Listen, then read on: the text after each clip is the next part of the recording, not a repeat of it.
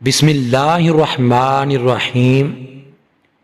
حضرت علی رضی اللہ تعالیٰ عنہ نے فرمایا، جھوٹ بول کر جیتنے سے اچھا ہے تم سچ بول کر ہار جاؤ۔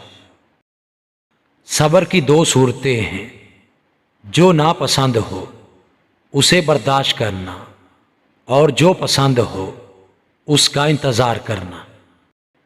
اگر تم اس وقت مسکرا سکتے ہو جب تم پوری طرح ٹوٹ چکے ہو تو یقین جانو دنیا میں تمہیں کبھی کوئی توڑ نہیں سکتا۔